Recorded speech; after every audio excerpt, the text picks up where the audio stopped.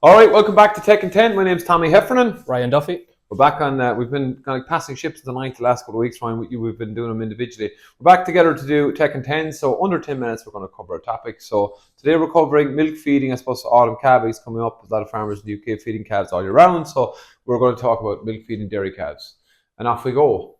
So Ryan, milk feeding calves. What are we aiming to do? What's your thoughts? Give us the basics. Well, overall, what are we trying to achieve with calves? We're trying to achieve growth so that the calves will fit into our system, whatever system we have, whatever breeds we have. So ultimately, you're trying to get to a certain level of mature body weight at certain key points. Okay, so now versus the future. So one of the interesting things that is very topical is that the feeding of milk to calves in the first weeks of life has an impact on lifetime performance. We might talk about that with higher planes of nutrition. Mm-hmm. But the one thing I always try and make a link with is between good nutrition and a good immune function of feeding.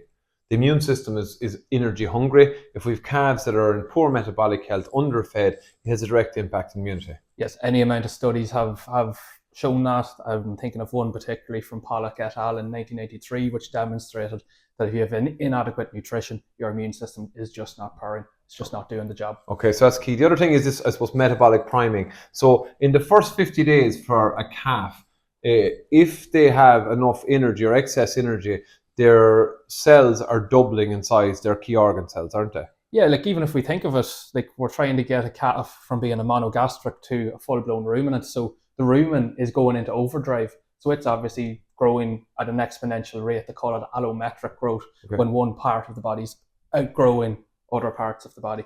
Okay, so we know that this is something particularly, what that really has, a lot of that has shown is that the mammary gland is developing as well, and that better planes of nutrition in early life can lead to better milk production later on. Yeah, and that's the whole premise of what they call epigenetics, that if you have good nutrition in early life, certain genes will be turned on, which are driven, or they're going to drive future production. Okay, so then whole milk, right? Let's go back to basics. I always like to go back to whole milk, right? It's 12.5% of total solids, right?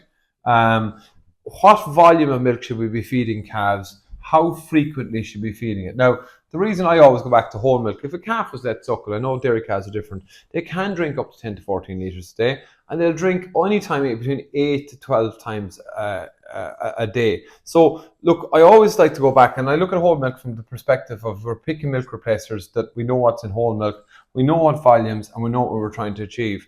My big word with calves and feeding is, and it's very hard to do sometimes, consistency. Timing, frequency, volume, and all that sort of stuff. What's your thoughts on volume?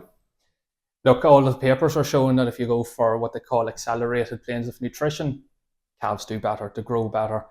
Could we be turning on a hell of a lot of these genes, which we're getting better production in future life? All of the papers are leaning that way, so they are. And again, from a perspective of being on farm, I get to visit so many different farms. Some of the best calf health I've seen great calf, but I have seen a move towards more milk. We're getting away from 2 litres twice a day or 2.5 litres twice a day. People are feeding more milk. Osmolality of that milk, so that's probably very important when we start talking about milk replacers. But just actually knowing the consistency of milk and feeding and timing is really important. A lot of farms are feeding milk replacer now. It's very confusing because every milk replacer and brand will have a different feeding regime, but just general principles. There's kind of lower planes of nutrition, there's the higher accelerated growth, and then a lot of farms will be feeding after 3 weeks once a day. Now, if it's not broken, don't fix it. I mean, I've been on a lot of farms that are feeding once a day after 3 weeks, and the calves do exceptionally well. From a labour perspective and everything, they get them weaned earlier. So when you say a lower plane of nutrition, that's very much a traditional view of it, where we're talking probably 10 to 15%. Yeah, 2.5 to 3 litres twice daily. Higher planes, we're probably going up a wee bit closer to 20%. Yeah, well, you're aiming for 8, but some farms are getting up 10 to 12. Yes. Okay. Over the day, usually in 2 times feeding. Sorry, that's litres now. Litres, yeah. Okay. Sorry, yeah. So could be. I think the other thing about one thing I've learned is if you want to go to higher planes of nutrition, you have to start the calf early, because the abomasum needs to adapt. You can't go from a small milk feeding to a big milk feeding because the abomasum needs to adapt to that higher plane of nutrition. Makes sense. Yeah, it's just mechanics. So milk replacer. A lot of talk about milk replacer, skim versus whey. I'll really get you input on this as well. I'm a fan of over consistency and doing the basics right, skim versus whey. There's a lot of people will argue for or against. But like trying to understand what's in whole milk and then looking at the differences, the further the gap is around the quality of proteins, the percentage of fats, the more digestive issues you can get with calves. And that'll be the likes of bloat. I thought you were going to name a milk repressor there. No, nutritional scour, stuff like bloat, that. scour, or just digestive efficiency going down. Mm-hmm. So fat percentage is quite important if you have a smaller breed calf, you have Jersey cross calves, because this is quite energy dense. The quality of protein really varies as well. Quality of protein, you're aiming for 23 to 25%. Some people go up to 26%. Yep. Talk about ash and fibre and milk repressor. Well, ash is essentially the mineral content. So the problem with a lot of ash is it can induce scar. Yeah. So a lot of those minerals. So you're really aiming for anything less than 7 or 8%.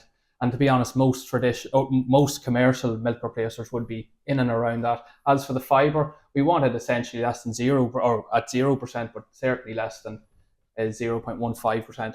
If we're having anything around that, that's probably telling us that we're having plant-based proteins as opposed to milk-based proteins. Okay, and that can just affect the efficiency of utilization. So we're just not getting the growth in our calves, despite the fact that they're on 8, 10, 12 litres. Okay, hygiene is another really important when you look at milk replacer. Consistency and teat hygiene, milk bar hygiene, and like the farms that I see doing a really good job. This is again just practically, they're washing milk feeding equipment at least daily. Mm-hmm. Some farms do it after every feed, even cold water washes, try and bring that moisture outside the shed. It's another day's work, but it is important to milk with hygiene. And we've spoken about it with colostrum and the importance of hygiene. Like if we have lots of fat and we have lots of protein, bugs will thrive on all of that. This is a huge topic to cover in 10 minutes, but we're trying to cover the real things. If I was to guess in the future, if I was going dairy farming in the morning, it probably wouldn't last too long, but I would be looking at automated feeders, which we're going to cover in a separate video because it's a subject on its own, with whole milk. That's what I'd be looking towards, and I think there's a trend towards that in some farms. I think more farms are going to use more and more milk for longer. We'll also cover weaning. This is kind of maybe the first 3 or 4 weeks, getting the basics right. Consistency is key.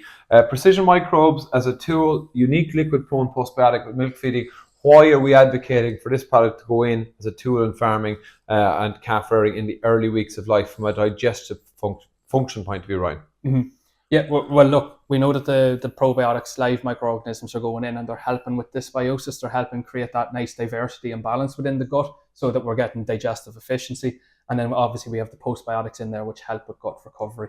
Yeah, because I often say to people, we spend a lot of time looking at the quality of the nutrition going in, which is really important around milk replacer, but we forget about absorption of nutrients. And that comes down to digestive function efficiency here, even down at a cellular level. So quality in plus absorption equals the output, which is, we want calves growing in the first weeks of life at 0.7 at a minimum, maybe 0.8 a day. Some people are getting up to a kilo. Mm-hmm. From a digestive health point of view, reducing digestive upsets, aiding absorption and performance in gut health, 30 mils daily through milk. Yeah, and it all comes back to what you've already mentioned about consistency and osmolality. That's really going to help your absorption. A little tip with the consistency, even looking at when you're mixing milk replacer, getting a refractometer and making sure that it is actually at 12.5% or 13%, 15%, whatever you're trying to aim for. That's a nice little tool. And obviously that'll help with osmolality. All of that aids absorption in the gut. So that's a key message. We want to get consistency right, okay? So you can take that refractometer, you're measuring colostrum because it's got twice the fat and protein. It's up at 22, 23%. You can mix, check your just check how well you're mixing milk replacer. Certainly with automatic feeders, because ultimately, if we're taking a routine job out of it, these can be very, very good. They can also have issues at times. So it's just a good sort of way to make sure that it's all going right. I'm sure before spring we'll do a Tech and 10 on automated feeders. So it's a long subject today, but your key things with milk, Ryan, and I'll try and summarise mine as well. Yeah, no, if we're trying to really bounce immunity and get it going, making sure that we're not getting scar, making sure we're not getting bovine respiratory disease, having a good plane of nutrition is of paramount importance. We know that there's any amount of documented evidence out there about epigenetics and biological optimization through this metabolic priming that you're talking about by having them on high planes of nutrition. So there's clear benefits of just giving that wee bit more of milk. So more milk consistency in feeding, good routines around hygiene, they really pay off in the short term and the long term for your dairy heifers, even your beef animals that you may be selling or keeping. Precision Microbes, as a final note, it really helps and aids digestion at 30 ml a day. It can be started from birth. It's a liquid form postbiotic. If you have any questions, contact us. And that's it. 5, 4, 3, 2, 1. Thank you.